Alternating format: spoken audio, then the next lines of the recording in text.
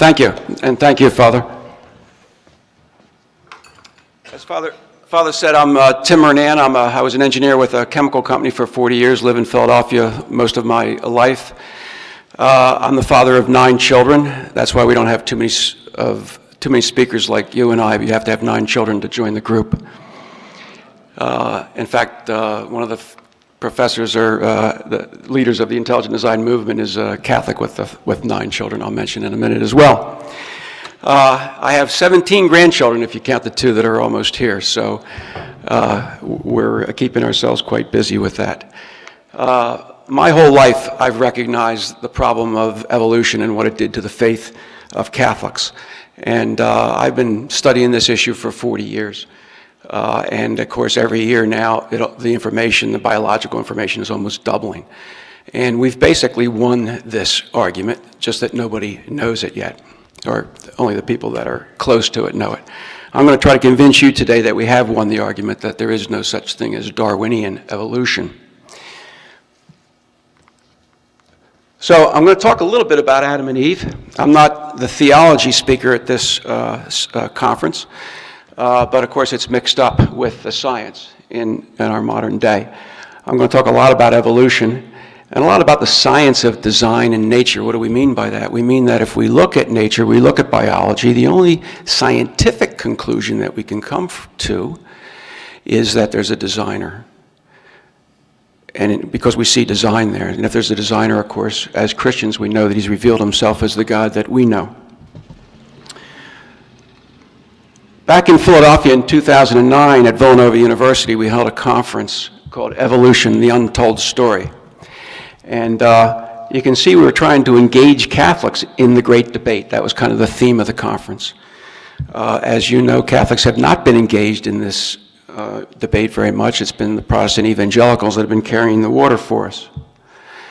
At the conference, we had Hugh Owen was one of our speakers. We had Michael Behe from Lehigh University, who I call the father of intelligent design, and another fellow by the name of Dr. John Sanford, who you'll hear me talk about. He's from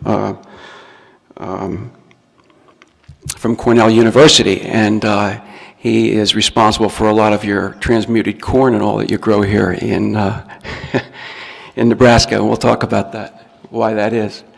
So I'm going to try to provide a brief history of intelligent design. What do I mean by that? It's amazing how many people don't know what the term means today. Demonstrate that design in nature is obvious. It's everywhere. And of course, that's not what evolution tells us. It tells us that it's unguided and it's a chance mechanism. No designer is needed. No God is needed. I'm going to propose there's no mechanism, no known mechanism for evolution. If evolution is true, no one knows how it happened. And I'm going to propose that there are Catholic issues of faith that need consideration. Now, what does the church teach us about Adam and Eve? That they were real people. And these are the chapters, the paragraphs in the Catholic Catechism of the Catholic Church. There's 20 or 30 pages of just beautiful creation theology in the Catholic Catechism. All my children, 9 children, all went to Catholic school. They were all taught at some point in time there was no Adam and Eve. So this is a big issue for Catholics. All mankind descended from these 2 people. Souls were created instantly from nothing for them and for every life that comes into the world. Adam and Eve are not subject to death or disease. They had the preternatural gifts. That's the teaching of the Catholic Church. And Adam and Eve committed the original sin. This brought a punishment on mankind and the situation that we're in today. Additionally, man cannot be the result of unguided blind fate chance. That's a direct contradiction to the theory of evolution today. The Catholic Church teaches that that can't be true. And also the existence of God can be known with certainty through his works, as taught in the book of Romans and various other places in the New Testament. Now, back in 2005, Cardinal Schornborn wrote a letter to the New York Times on the issue of design and nature, and it caused a huge uproar. He said, any system of thought that denies or seeks to explain away the overwhelming evidence for design in biology is ideology, not science. He says, an unguided evolutionary process, one that falls outside the bounds of divine providence, simply cannot exist. That's a direct challenge to the theory of evolution and what our students in both Catholic and public schools have been taught up to this in recent times. And you often hear it said, well, look, evolution is a Protestant problem. This is not a Catholic problem. We don't worry too much about the literalness of the book of Genesis. And I would say if that's true, then why are Catholics taught that Adam is a myth when it's a settled doctrine of the Catholic Church? Doesn't that affect their faith? And why do so many Catholics use evolution to justify leaving the church and engaging in sexual sin? After all, if we're just animals evolving, how can we haven't evolved to the point where we can overcome these temptations, these sexual instincts that we have? And why does a higher percent of Catholics accept evolution? Is that a problem? Most Catholics, the majority of Catholics accept evolution as being true. And why are Catholics losing their faith in the inerrancy of Scripture? If Adam and Eve aren't real and the original sin is not real, then what the heck is real? That's the foundational doctrine of the Church. And why is evolution the foundation doctrine of every new atheist book? You've heard of the Four Horsemen of Atheism, right? Christopher Hitchens, Sam Harris, of course Richard Dawkins, and the fourth guy I can never remember. But that's a foundational doctrine. They have a doctrine too, and the foundation of their belief, atheism that is evolution. Remember, unguided, no God is needed, no designer is needed. So therefore, I believe evolution is a huge problem. That's why I've devoted part of my life to it. Understanding it and refuting it and teaching my children that there is a God. Now, these three topics here are different areas of scientific investigation and even theological implications. What I'm talking about in this presentation is evolution of molecules to man. How did life begin? And where did different life forms come from? There's also the age of the earth issues and Big Bang origin of the universe. These are three separate lines of inquiry. There's a whole spectrum of belief on these things among Christian people, right? Some people believe that evolution is true, we just don't have a clue how it happened, and the earth is old. And other people believe, no, evolution is impossible, but the earth is old. Other people believe, no, the earth is young, etc. There's a whole spectrum. Three separate arguments. Because you deny evolution doesn't mean that you're denying these other things. So you have to look at all three of them separately. But molecules to man, the mechanism that can turn a molecule into man is what I'm talking about here in this presentation. Now, the modern theory of evolution says that natural selection plus small mutations can change a molecule into a man. And we want to investigate whether that's true or not. Darwin said there were small changes. He didn't know what a cell was. He knew there was something small in there, just a kind of a protoplasm, they called it, some simple chemical goo that was in the cell. So he called it small changes. Now, this is a book, molecular biology book. It's 1,000 pages thick. It's a course that I took a couple years ago. You see, it's a fairly new book. And at the beginning of the book, they try to explain to you what evolution is. What is evolution? Well, it says both in the storage and in the copying of genetic information, random accidents and errors occur, altering the nucleotide sequence, that is, creating mutations. So accidents and errors is the source of evolutionary mechanism. And on rare occasions, these errors may represent a change for the better. Emphasis on the word rare and may more probably cause no significant difference in the cell's prospects, called neutral mutations, which we'll talk about. But in many cases, the error will cause serious damage. Now, this mechanism that in many cases causes serious damage from accidents and errors is what is supposed to have turned a molecule into a man. But don't worry, because since we have this endless repetition of trial and error, from mutation and natural selection, we get evolution. And after all, we believe the Earth is 3.5 billion years old, and therefore something must have happened during that time. And that's the theory of evolution. That's as far as it goes, really. So when you read through this book and other biology books, molecular biology in this case, you'll read things like, it appears, emphasis on the word appears, that about 500 million years ago, during the continuing evolution of a fish, a series of gene mutation and duplications occur. So you see qualifying words like probably, maybe, likely, presumably, could have, would have to have, all through these books. without any real, there's no evidence for what we're going to call macroevolution. The truth is that scientists simply don't know how evolution occurred if it did. Now, there was a conference when Benedict XVI became Pope. He immediately called for a conference in the summer at his summer residence, Castle Gandolfo, and he invited evolutionary scientists to come and talk to him, his former students, and some other Catholic theologians about how evolution works. And this gentleman right here, this Dr. Peter Schuster, was the lead presenter for the theory of evolution. He's a scientist and, of course, an agnostic from the University of Vienna. And during the question and answer period, they were able to get this scientist to admit that Darwin's mechanism, these small steps, they don't work. The mechanism does not work. He says, no, it doesn't work. We know it doesn't work. There are certain intermediate stages we cannot reach with mutations, and therefore there has to be big steps. Evolution is not small steps. It's big steps. Right? Cardinal Schönborn immediately took note of that, and he said, I've seldom heard it said with such clarity that evolutionary biology has parted ways with the small steps of Darwinian theory. They admit Darwin's mechanism doesn't work. What then are the large steps like? Our Holy Father, Benedict XVI, at the end of the conference, he was summing things up. He said, at the same time, it's true, the theory of evolution is still not a complete scientifically verified theory, is it? That's interesting. He says, thirdly, I'd like to address the leaps which Cardinal Schönborn spoke about. Summing up the minute steps does not suffice. There are leaps. He says, what are these leaps? The question of what that involves has to be examined in greater detail. We've got to find out what these leaps are. You're here telling us that evolution is true, but you don't have a mechanism for it, is what he was basically saying. But this is not the majority view, of course, that Darwin's mechanism doesn't work, and it's still, Darwin's theory is proclaimed in all the biology textbooks in all our schools, even though the insiders know it doesn't work.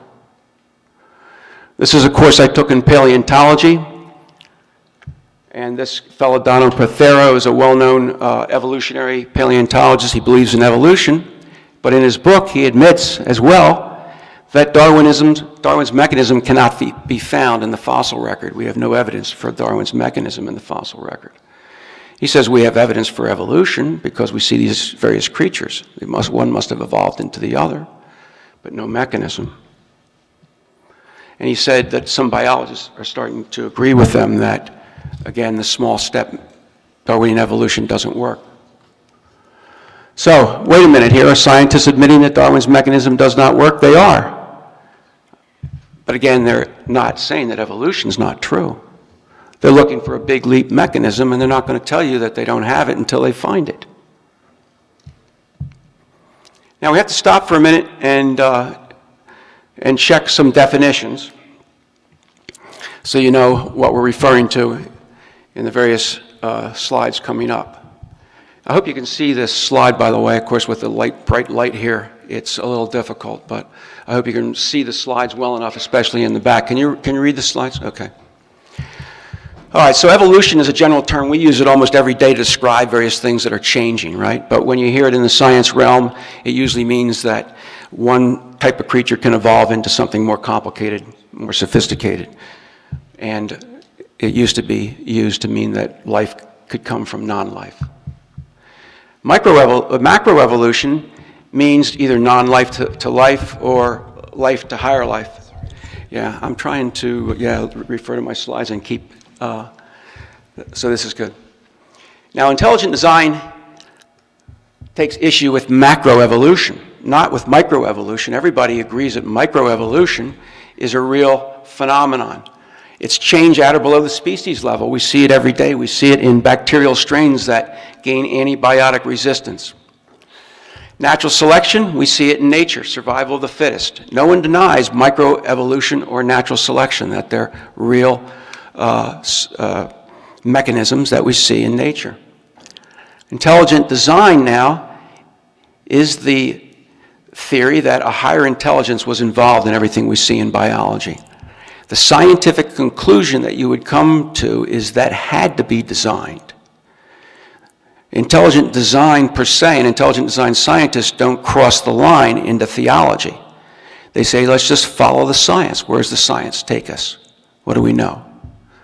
Creationism, of course, does cross the line into theology, and that is more or less the idea that all of Genesis 1 to 11 is very literal history. And as you, Owen, mentioned last night, the traditional Catholic teaching is very similar to that. That is that Genesis 1 to 11 is the sacred history events that actually took place. There's room for some allegory there, but Adam and Eve are real, original sin are real, and various other things that we read there are real. Now, microevolution, we need to stop and think about, again, what that is, because we see that, and it's often used as evidence for macroevolution. Whenever you get an argument for evolution, it's always a microevolution argument, never a macro, because there is no evidence for macroevolution. So, artificial breeding of dogs, that's man's natural selection, right? Man selecting the characteristics that he wants in a dog so that he'll get more dogs with the same characteristics. Again, it's using information that's already in the dog, though. The man didn't figure out how to add new information, did he? Creatures that grow smaller are more mature earlier in their environment. Fish in a fish tank. Put them in a small fish tank, they grow small. So you change the environment, change the food supply, things like that. Creatures adapt to that in nature. Different blood types or skin colors, that's microevolution. How about tasteless strawberries that stay unspoiled for weeks? That's genetic engineering. It may be Monsanto, I'm not sure. But they want them to stay unspoiled so they can sell them, get them to market. How about bacteria's ability to develop resistance to antibiotics? We're going to talk about that very specifically. That's microevolution, not macroevolution. They're still bacteria. They're still the same bacteria they started out with. These are examples of variation in nature using information that already exists. Now, what is intelligent design in terms of evolutionary theory? Here's a couple comes in for dinner. The maitre d' says, dinner for two? Do you want to sit with smoking people or non-smoking? Cell phone or no cell phone users? Do you want to sit with pro-Darwinism or pro-intelligent design people? Right? Why do we laugh? Because it's true. This is a divisive issue. Why is it so divisive? Aren't we just searching for the truth? It's divisive because it's a worldview issue, right? The people who believe in strict Darwinism will typically deny Christianity. They're atheists. A real strict Darwinist is denying God. Now, I like to describe the history of intelligent design as the agnostic, the evangelical, the Catholic, and the Jew. A real quick summary of how this all came about. First, the agnostic, Michael Denton. The fact that he was an agnostic was an important issue, I think. 1987, he wrote a book called Evolution, a Theory in Crisis. He looked at the complexity in the cell. They were discovering, every couple of years, discovering so many mechanisms, so much machinery, molecular machinery, and just incredible biology going on there. And he said, there's nothing we know about evolution that begins to explain how this could come about. He said there's no gradualism there either. We don't see how one creature can become another there. Along came a lawyer by the name of Philip Johnson. He wrote a book called Darwin on Trial. He was an evangelical. He taught law at the University of Berkeley. He went on to debate all the prominent pro-Darwinists in the country. He did a lot of debating and did very, very well in these debates. He's not a scientist, just logic and what evolution says and what we know to be true. And then along came the Catholic. Michael Behe wrote Darwin's Black Box, a couple of different organizations called it one of the 100 most important books of the 20th century. And he coined a phrase in there called irreducible complexity that I'm going to talk about in just a second. Then along came the Jew, and he wrote a book, Not by Chance, and he said, wait a minute, this mechanism, this mutation mechanism doesn't work. He's the first one that really started to talk about the statistical improbability that this could be the mechanism for evolution. He also pointed out the fact that nobody's ever identified a positive mutation. Not one positive mutation. What does that mean? Well, a positive mutation in this terms means new information, new functionality, right? There could be a positive mutation that I'm going to even talk about that has a positive consequence in nature. But it is breaking something, not making something. So here we see a playroom as a father of 9 and the grandfather of 17. I've seen this many times. And here we see evidence of a designer. Somebody thought about what they're going to do. They're going to create a mechanism that had a function. Take the components and put them together. Michael B., he used, in his book, he started out with a mousetrap, and then he got into some very, very sophisticated biological structures. He says this mousetrap has 5 parts, and it has a function. It kills mice. Now, if you take one part away, what do you have? You have nothing. You got 4 parts that do nothing. Right? What does evolution say? Evolution says you have to have a competitive advantage to get the first part, the second part, the third part, the fourth part. So that becomes part of your genome. And nobody else has those parts. Then you get the 5th part and you even have more new functionality and a real competitive advantage. Michael B., he says there's nothing in nature that works like this. Everything has to be there at the beginning. It's irreducibly complex. It had no gradual formation. He used the famous bacterial flagellum as his crowning example. You can go on the internet and you find out all the people who are trying to convince the world that he's wrong about this. But in our intestinal system, we have 1 billion of these little guys called E. coli bacteria. When they become pathological, they can kill us. And these guys have a double wall. They're single-celled. Of course, we can't see each one of these little guys, but they all have about 8 of these little mechanized motors. And they allow this guy to, and they coordinate, all 8 of them coordinate, and they move together, and they allow this E. coli to move through the medium where it lives. But it's a little machine. It's got a rotor and a stator just like a motor. It has a drive shaft. It has bushings, a hook, a universal joint, and a propeller. And if you take one of those away, what do you have? You got something that doesn't work. Where'd the rest of it come from? There's many, many proteins involved in this. Each one of these components is a protein. It has to go through 2 cell walls, right? He says that's irreducibly complex. And everything we see in biology is that way. So what is this intelligent design again? Well, it's the purposeful arrangement of parts. You see parts that were arranged purposely, there must have been a designer. But here's the most famous atheist in the world, Richard Dawkins, wrote the book Blind Watchmaker. You'll see this particular passage quoted over and over and over again. He can't admit that there's design there because then he'd have to admit there's a designer and he couldn't be an atheist. So his whole life is based on proving that what appears to be designed is not really designed. And that's what he says here. Biology is complicated stuff. It only gives the appearance of having been designed for a purpose, not really. Turns out the American people always reject that. The American people always reject evolution. Every time the American people are asked, is evolution true, they say no. And that frustrates Richard Dawkins immensely. We're the only Western country that does that, by the way. Of course, Europe is all pro-Darwin. In this case, only 39% of Americans believe in the theory of evolution. This was a Fox News 2010 Gallup survey, right? And only 24% of people who went to church every week. Now, why is that? Why do American people say no? I don't believe it. Because they see design everywhere. Evolution can't be true. Here's a recent video put out by Discovery Institute, Metamorphosis, beautiful monarch butterfly. This little guy here, this caterpillar, turns into a chrysophilus here.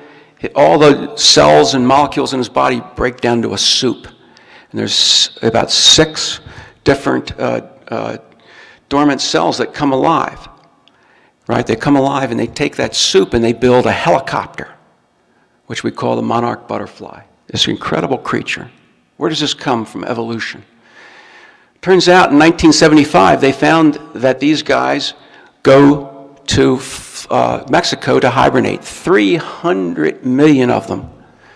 They live here in the United States and up in southern Canada. And here's their route. They go, some of them travel as much as 3,000 miles. The guys from the East Coast, they take a shortcut. A little bit lazier, they go across the Gulf of Mexico. And they see them by the thousands on the oil rigs out there. They figured out that there's oil rigs out there. How'd they figure that out? That they could take a rest overnight. They fly 50 miles a day, these little creatures. And it takes 8 weeks to get there. But most of them only have a life cycle of 4 weeks. They only last for 4 weeks. Well, it turns out every fourth generation they turn on their Methuselah genes, and that generation lasts for 9 months. And they fly to Mexico, they stay there and hibernate, they fly back, and they begin their life cycle anew. Now, how can evolution begin to explain where something like this comes from? And that's why the American people say, no, evolution could not be possible. Our friend Michael Denton, the guy who wrote Evolution, A Theory in Crisis, again, an agnostic, his favorite design example is the lungfish. The lungfish only lives in Africa. Not only does it can use its gills to get oxygen from the water like other fish, but it has a little lung. And as the water in Africa gets warm and starts to evaporate, he realizes that it's time for summer. He goes to the bottom of the pond. He digs a hole. He goes down in there and hibernates. His body dries up and desiccates. You can't even detect life without special instruments. The water comes back, the creature comes back to life and lives and eats like a fish. How did it happen? How did it evolve? How could it do that? Not only that, it's found in the Devonian layer of the fossil record, supposedly 350 million years old. And that's one of the secrets of the fossil record. If you find anything living today that you can find in the fossil record, even all the way down in the Cambrian 540 million years ago, they tell us, it's the same, it hasn't changed.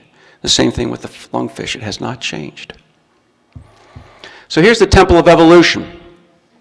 It's based on a foundation of long age of the earth. Scientists look at the earth and they say it's old. And it looks old, therefore it must be old, and the mechanism of natural selection is supposed to be the engine that drives change and drives improvement. They look at the fossil record, they say, look at all those creatures, one must have come from the other.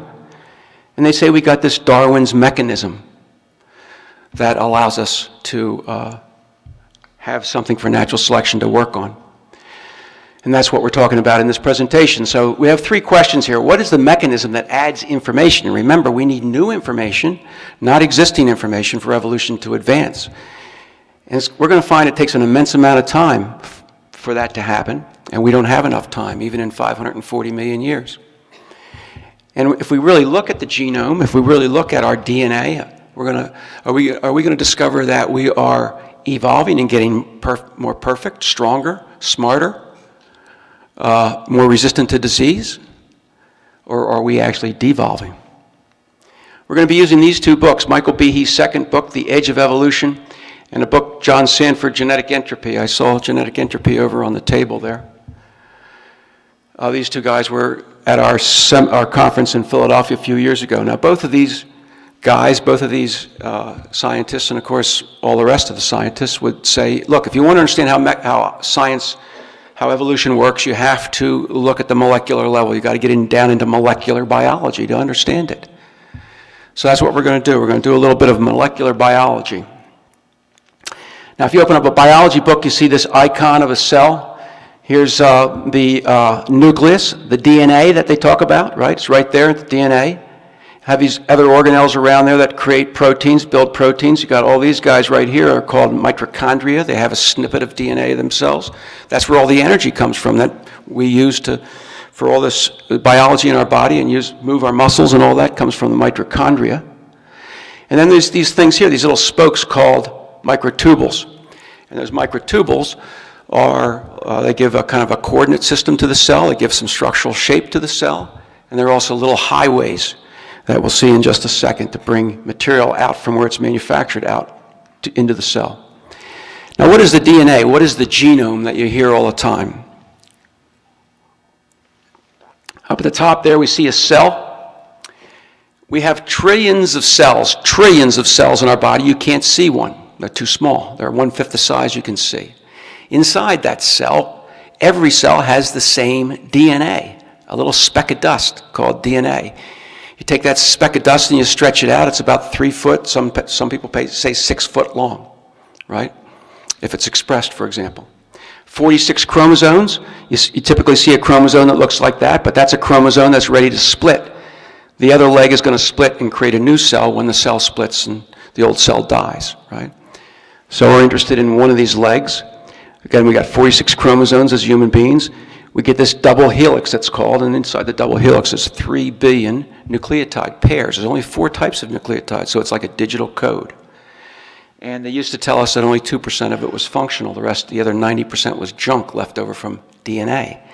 They're finally realizing now, just months ago, they're finally admitting that almost all the DNA is functional. I mean, this is how fast things are changing. Richard Dawkins, his last book, talked about, I mean, this junk DNA thing was like the nail in the coffin of anybody that doesn't believe in evolution. Now it's in the trash can. And of course, this gives us the information we need to create proteins, and all our bodies are made up of proteins. That's what does all the work. And the information is so immense that it would fill 2,000 phone books the size of New York, Manhattan phone book, or some huge city. I'm not sure how big the phone book is here, but 2,000, huge amount of information. Now here's our double helix again. Here's a couple of proteins called helicases. They go in and they open up this double helix. I want to show you a quick video clip here. Over here we have about 100 different proteins that agglomerate on the double helix, and they open it up.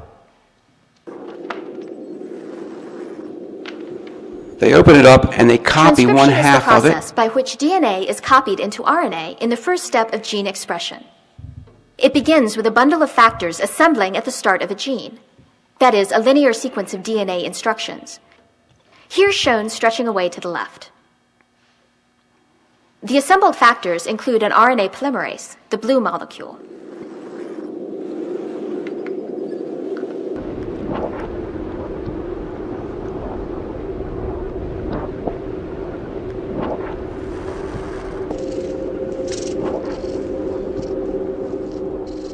Suddenly, RNA polymerase is let go, racing along the DNA to read the gene. As it unzips the double helix, it copies one of the 2 strands. The yellow chain snaking out of the top is the RNA, a copy of the genetic message.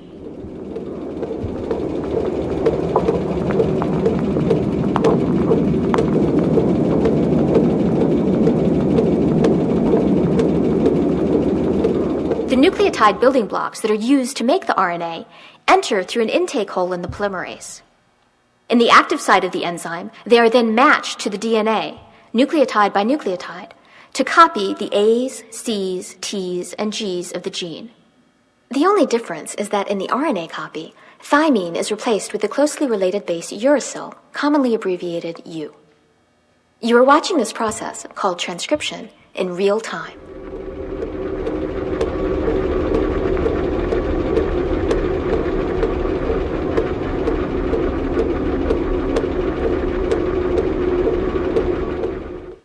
All right, so that's happening in our cells millions of times, if not billions of times every day, at a scale that we can't see.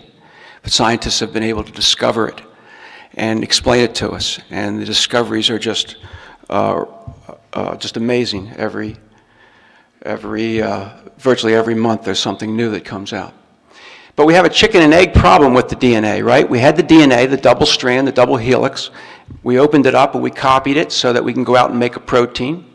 That's called RNA. It goes out into the cell and it grabs amino acids. There's only 20 different types of amino acids that are put together to make proteins, right? So you get this sequence of amino acids to make a certain kind of protein. Now, just a couple years ago, they thought we only had 20,000 proteins because they found basically 20,000 or so genes that coded for proteins, right? And that was only about 2% of the genome. The rest of the 98% they thought was junk. Well, anyway, they found out now that even one gene, by mixing its RNA and snipping it apart and adding it to RNA from another gene, can produce 38,000 different proteins from one gene combining with others. Now they're predicting we're going to find 500,000 proteins in the cell, right? But how'd the whole thing get started? If we needed 100 of these proteins to start the whole DNA replication process, How did it get started? We have a chicken and egg. What came first? Right? This is irreducible complexity that Michael Behe was talking about. It's even worse than that, because just having a string of amino acids together doesn't do it anything. It has to be folded correctly. You saw the way those proteins folded around each other. They have to have the right fold. Turns out that the cell provides a quality control system. There's a tunnel-shaped set of proteins that's called a proteasome. And the protein goes through there and it's checked for its folds. And if it's folded correctly, it's let go. Sometimes it actually completes the fold. And other times it realizes that this is a bad protein.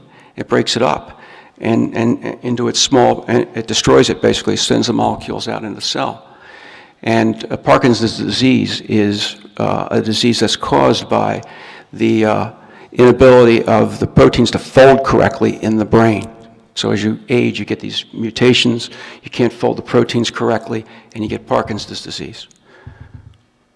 Doug Axe, a scientist, a intelligent design scientist, spent 14 years of his life studying these guys, these protein folds, and he concluded that it would take 10 to 77 years for one simple folded protein to come into being by accident. Right? So that's long past what the history of the universe would give us, just one folded protein. You saw the polymerase machinery that replicated the RNA. This is another little guy right here. He's a little machine as well. He's called a kinesin motor protein. You remember our icon of the cell here? And you remember our microtubules. This guy here is carrying a vesicle. It's called a vesicle. It's a lipid spherical thing, and inside is proteins that have been manufactured back here around the nucleus, sometimes inside the nucleus. And it has to be carried out into the cell where it's going to go.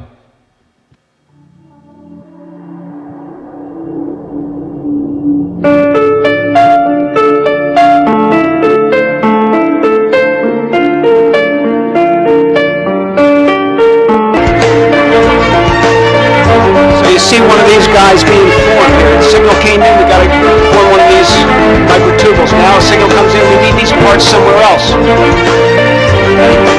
Here's our little delivery man bringing the vesicle down the highway into the cell. Is that unbelievable?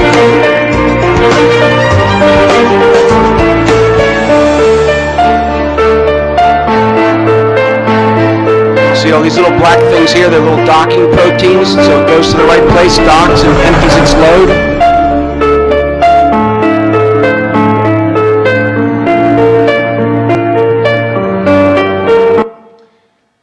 So that video is about 5 minutes long. You can find it on the internet. There's a lot of animation now, videos. Of course, these are all animations. We can't take a movie camera down into the cell.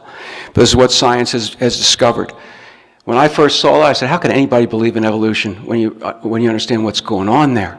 This is like a miniature city, not just a manufacturing plant. It's much more sophisticated than a manufacturing plant. And this is a famous astrophysicist, astrobiologist, Paul Davies, frequently quoted for some strange reason. He's an atheist, of course. And he says, how did the first cell get started? How did stupid atoms spontaneously write their own software? Nobody knows. There's no known law of physics to create information from nothing. So remember, our first question is we're looking for information, a mechanism that adds information, that is. Here's two more quick definitions. Variation comes from a large and complex gene pool that already exists. Right? Mutations are mistakes in the transcription of information from one generation to the next. Right? So when we're transcribing the genome, which is similar to the RNA transcription, we make mistakes, and we get mutations. Now here's two examples of variation, not evolution, variation. Over here we have a dog, the microevolution of a dog. We start with a wolf, a very rich genome. We're able to turn it into dingoes and collies and shepherds, German shepherds, all the way down to a chihuahua, right? Because we select characteristics that we like. But you can't take 2 Chihuahua and go the other way, because we've lost information. We haven't gained any information. We've lost it. We can't take 2 Chihuahua and turn them back into a wolf or a collie. And over here we have a different problem. We've added information. We have 2 twins. These are the parents. Black parents, 1 white baby, 1 black baby. If you look at their faces, they look identical. But they're not, because one's white and one's black. So it turns out that they both had white mothers and black fathers. And that gave them an enriched genome. Information was added back in that already existed in nature. And they could now produce either a white baby or a black baby. And if you look at poodles, for example, we know that we breed dogs. This inbreeding causes congenital diseases, genetic diseases. So, for example, this is 1 page out of 3 pages of genetic diseases that are known to be formed in poodles. So we know mutation is bad, and we know mutation comes from inbreeding, and that's not good. I want to take a quick moment to describe what's called a point mutation. So some people say, here's our double helix, here's our nucleotides. A mutation is one of those being transcribed improperly. Instead of an A, we got a G. So now we might have a problem. Now, if we're going to change nature, we're going to take a monkey and turn it into a man, we got to go in and we got to change a lot of those little guys, those nucleotides. And even if you duplicate a whole gene, so people say, oh, duplication of genes by mistake, we got 2 genes instead of 1, that gives us 1 we can play with, right, and change it into something else. But we still have to do it point by point mutation. That's an important issue. Down syndrome. Down syndrome is the duplication of a full chromosome. We know that doesn't make you better or smarter or faster. It interferes in the cell.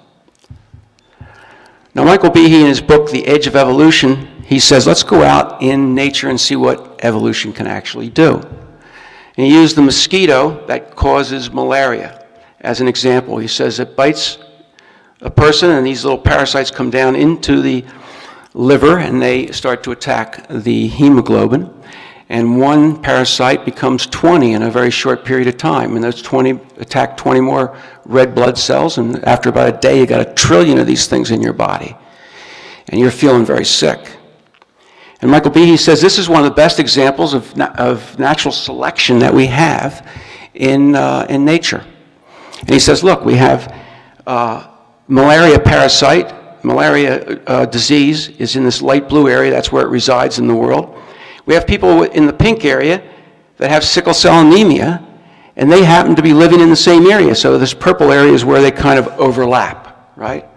So somehow nature has selected people with sickle cell anemia to live where malaria thrives. So they've naturally selected that. How'd that happen?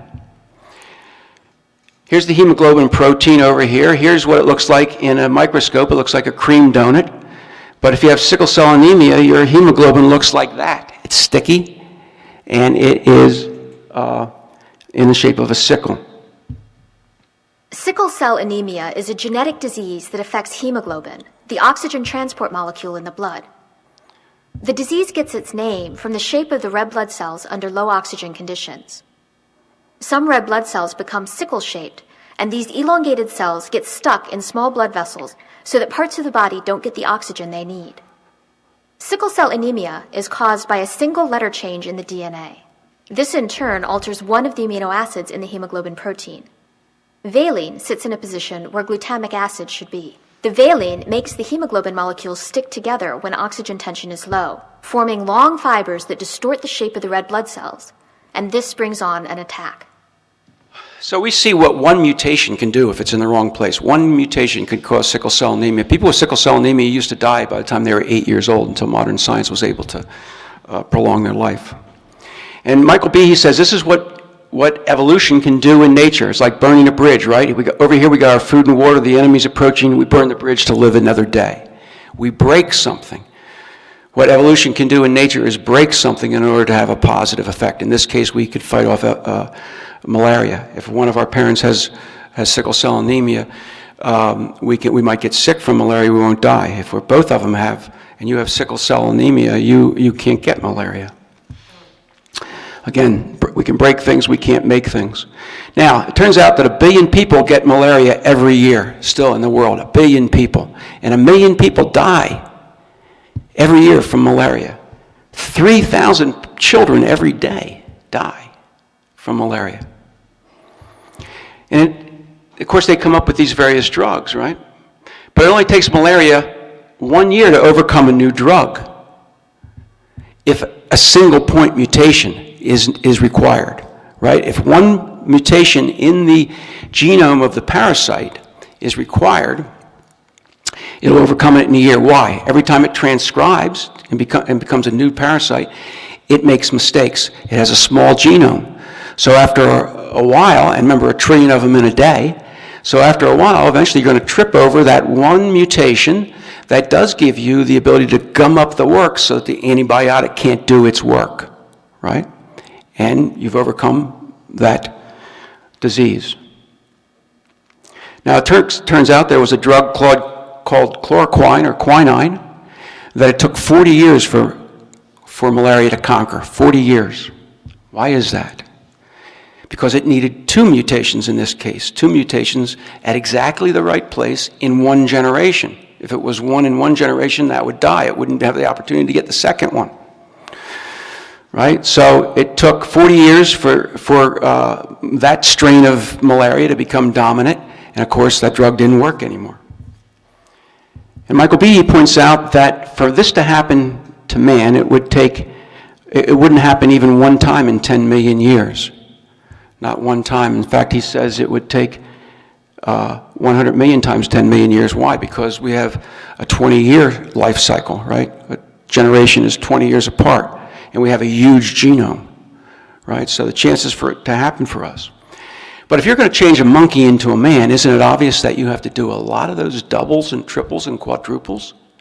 And even more than that, so that you can have a competitive advantage in 1 generation, so that now you dominate your creature in the world, so that your genome becomes the dominant genome. That's called fixing a mutation in the genome.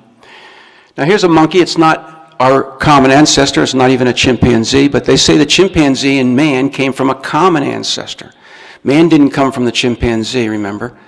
Some people make that mistake. Man came from some common monkey-like ancestor, is what the theory has been. It took 6 million years for it to happen. Now, if we were to believe that there's only 1% difference between DNA in monkeys and man, which is what's been proclaimed up until recently, then it would take 30 to 60 million mutations, because we got 3 billion of them. We got 3 billion nucleotide pair. 1% of that is 30 to 60 million. Now, of course, they only were looking at the protein coding genes because they thought the rest was junk, and that's where they came up with 1%. And now they look at the Y chromosome between man and chimp, and it's absolutely totally different. And now they're calculating maybe 70%. Why would there even be 70%? Well, of course, if God is going to have similar machinery in 2 different creatures, he would use the same design, common design, not common descent, right? So 70%, just think how many mutations would be required. How long would that take? Way longer than the history of the universe for a monkey to become a man.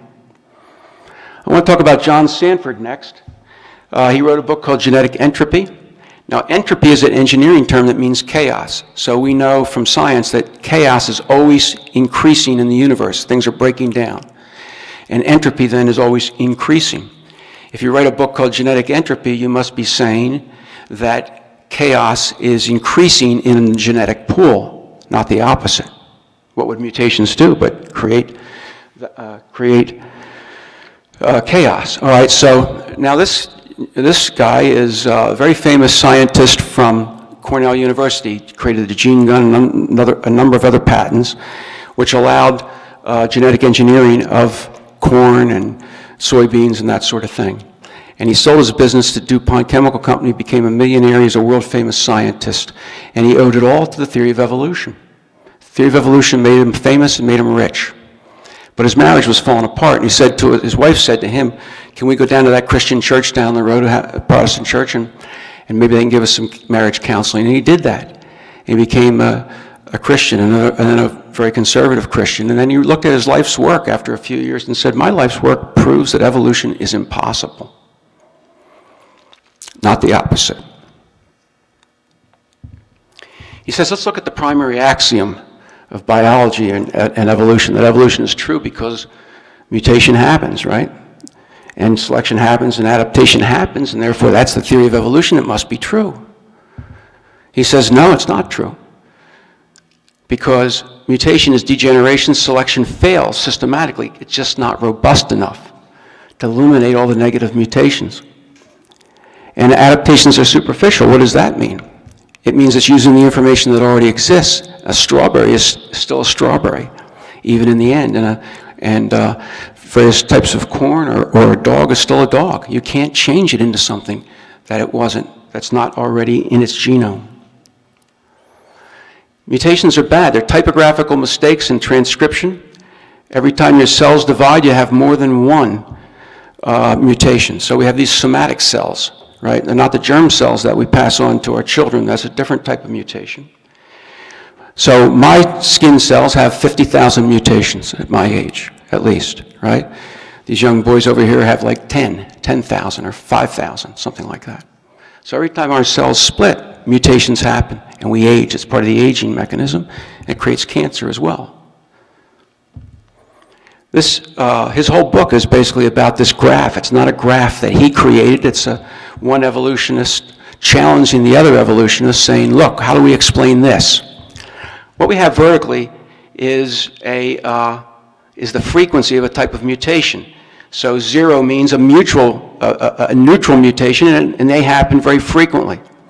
Over here we have positive mutations to the right, and you can see a little curve there that says, okay, they're theoretically possible, even though we haven't identified one, but let's put them on the chart. And over here we have negative mutations. Now this gray area, he says, is a no selection zone. In other words, our genome can't select those mutations and pass them on to everybody. Our families pass them around to each other, but they don't become captured by the genome. Every human doesn't get this, or every monkey on its way to becoming immune. Why? Because they're too subtle. They give us no competitive advantage. There's no reason why nature would select that. Over here we find that these are passed around, and there's something like 5,000 to 6,000 genetic mutations, genetic diseases that have been identified. Some of them are Down syndrome, cystic fibrosis, Huntington's disease, hemophilia. As I mentioned, Down syndrome is a duplication of a whole extra chromosome. Cystic fibrosis, they say 4 to 5% of all human beings on the face of the earth have a recessive gene for that, right? So we're passing these things around. Now, natural selection eliminates some of them, but it can't stop it. And in fact, our genome is getting littered with these. So this is John Sanford talking here, and he says on average it takes 12 million years to fix one beneficial mutation in the genome if there's only 10,000 people, right? So just think how many generations it's going to take for one good mutation to be passed around to the offspring of 10,000 people. Now, if you had 4 children per offspring, it only take 200 years to create 10,000 people. And after 350 million years, you have 1 million people, right? 1 million people after 350 million years that all have to get the same beneficial mutation in order for one organism to start to change into something else. But man only has 6 million years to go from a common ancestor to the chimpanzee. It's like nothing in terms of time that is actually required. So John Sanford gives us the bad news, and that bad news is that our genome is deteriorating. It's devolving. It's not evolving. He and 4 other scientists wrote a computer program to simulate what happens here in nature using the laws of genetics and molecular biology. You change these various variables and you can study various things. For instance, you can study the bottleneck that was caused by Noah's flood. I don't have that on this particular presentation. But in general, you would produce after 5,000 generations, that's 100,000 years. 5,000 generations, our genome would have 50,000 negative mutations. And if you took the most optimistic view of positive mutations over here, you'd have 500. So you'd have 50,000 bad ones, 500 good ones. After 6 million years of evolution from a common ancestor, we'd have 300,000 generations, but 90 million errors in our genome. 90 million errors. Now, the genome is extremely robust software. It can take a lot of mistakes. But in this case, you see that we would be extinct with that kind of damage to our genome. So the computer also outputs a curve like this. This is a fitness curve. Over here we have fitness. 1 is Adam and Eve.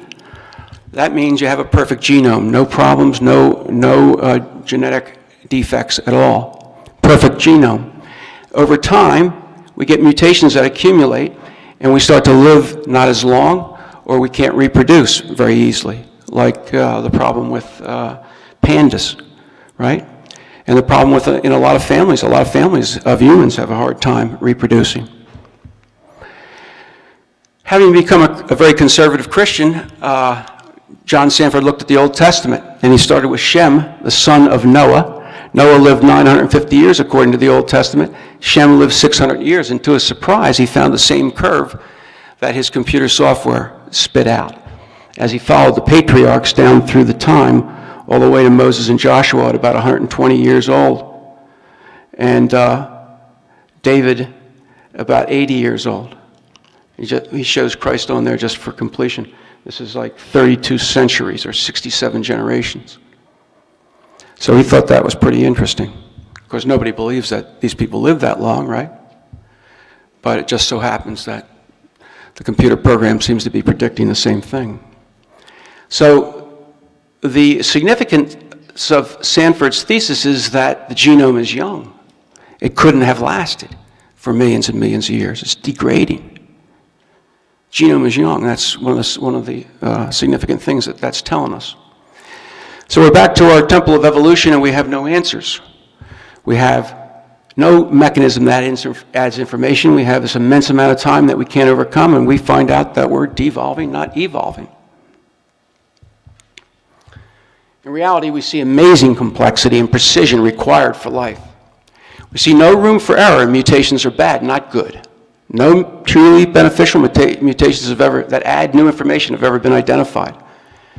We have the improbability of complex mutations being able to statistically happen, and we need a lot of those. We got no new information being added, no gradualism that we can see, one creature gradually changing into another in the molecular structure. And we see devolution, not evolution. And long time, longer than the age of the universe, to actually affect this, even if evolution did produce positive mutations.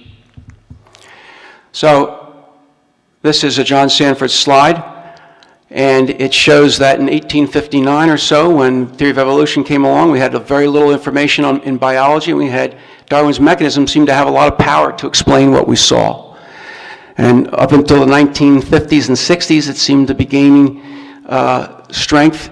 And finally, of course, it collapsed. Why did it collapse? Because of the explosion of biological knowledge and information, when we actually looked and found out what's really there. So is there a mechanism for evolution? The answer is no.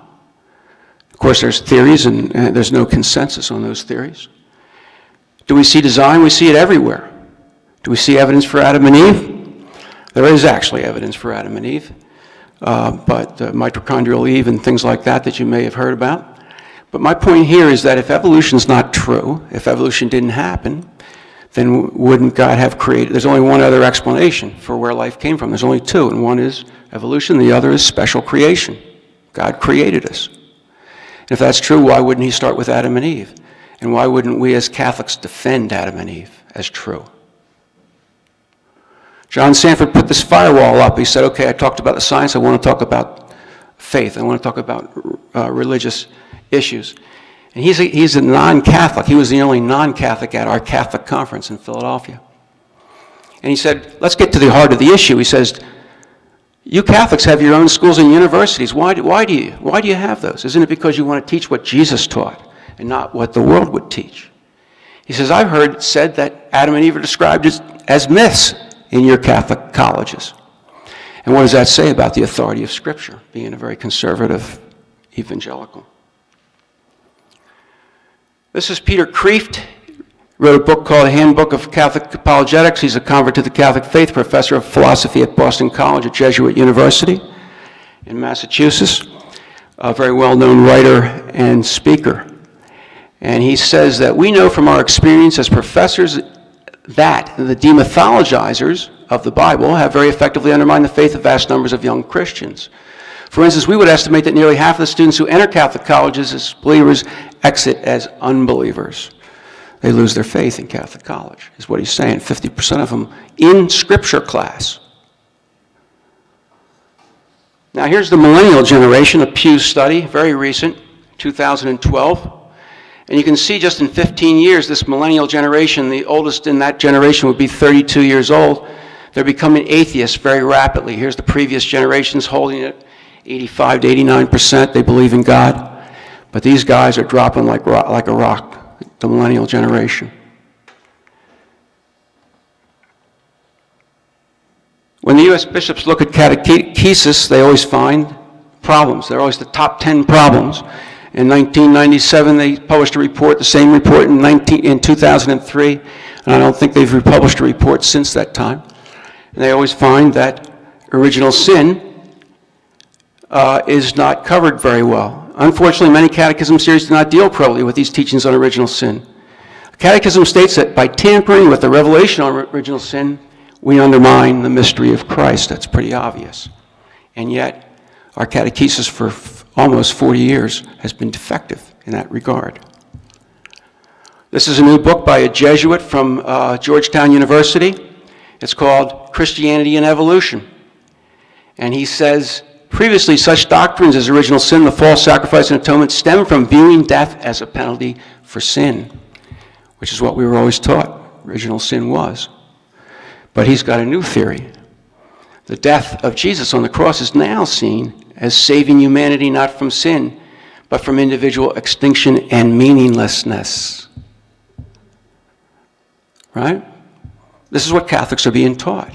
And books like this are being read with and published with impunity. Let's take a look at what Catholics think about evolution. Now remember, whenever the American population is surveyed, they always reject evolution. And they reject it here again. Here, 48% said that evolution is the best explanation for human life. That means the majority, 52%, said no, it's not. Here, 24% of evangelical Protestants, not mainline Protestants, but evangelical Protestants, only 24%, so 75% of them said no, it's not. How about Catholics? 58% of Catholics overall accept the theory of evolution, and the Millennial Generation that's turned into atheists, 68%. And that 68% is real close to this group up here called the unaffiliated, which are the agnostics and the atheists. They basically have the same thinking in terms of evolution. What does that do to their faith practice? Well, the American population, when they're asked if they go to the weekly services to church, 39% say they do. We know that's too high. Evangelicals say 58%. Catholics, 41%, almost exactly the same as the American population. But we know that's not true, because in Philadelphia, in 2011, only 18% of Catholics were going to church and 24% of registered Catholics. And it's dropping 1% to 2% every year. What are we doing about it? Why is that? We have the aggressive, atheism is aggressive now. Every week there's fewer people in church where I go to church. What are we going to do?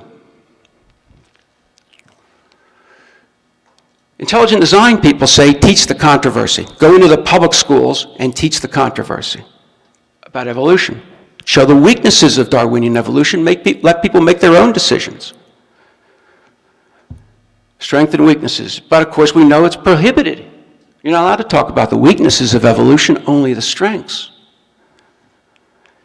Even in Christian schools, people are afraid of the issue and they don't talk about it. And all the while, they're talking about academic freedom when they want to shove something down your kid's throat. It's academic freedom, and it's the truth, and it's, we gotta let them know what life's all about. Now, if you're in a Catholic school, we want to teach Adam and creation, as I say, unabashedly in the theology class. Teach the controversy in the science classroom. However, if you're a Catholic school, you should be able to teach intelligent design, which is different than just teaching the weaknesses. You can teach intelligent design in the classroom, and that's where we should be. Turns out Benedict XVI agreed with us. You mentioned this book last night, Truth and Tolerance, published the year before he became Pope, 2004. You quoted the sentence where he says that this dispute is therefore approached objectively with a willingness to listen by both sides, something hitherto been undertaken only to a limited extent. In fact, hardly any extent, right? We only get one side of the story. On the very next page of that book, very interesting quote here, he said, within the teaching about evolution itself, the problem emerges at the point of transition from micro to macro evolution. The Pope understands the issue. He understands the difference between macro and micro. He says, these two scientists who are both convinced supporters of the all-embracing theory of evolution nonetheless declare that there's no theoretical basis for believing that evolutionary lines become more complex with time. No theoretical basis.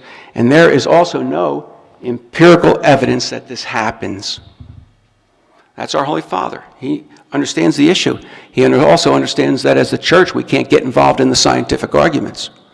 But he says we've got to listen to both sides. Turns out the American people agree with this overwhelmingly. 78% say teach both sides in the classroom.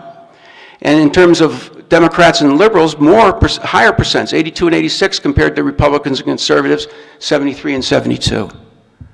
There's no controversy over this among the American people. Why aren't we doing it? Why aren't we teaching this? So at the end of our conference in Philadelphia, we came up with a very simple statement that we all agreed to, Protestant, Catholic, whether you were an organizer or a speaker. It was simply this: we, the undersigned, are skeptical of the claims for the ability of random mutation and natural selection to account for the complexity of life. Careful examination of the evidence for Darwinian theory should be encouraged. Evidence for and against the theory should be presented in Catholic schools in the light of Catholic doctrine. A very simple request. There should be no reason why that is not accepted in every Catholic diocese and every Catholic school. But I'm not aware of any Catholic school. You, Owen, told me last night that there's one Catholic high school someplace teaching intelligent design. I'm not aware of any Catholic school that is going after this issue. So that's my presentation on evolution. I hope we have time for a question or two. And I hope you'll help us get the word out and get us to the right people to talk to. We need to reach Catholic decision makers that can make decisions about what's taught in the classroom, what's taught in the Catholic schools of a diocese, et cetera, et cetera. So thank you very much.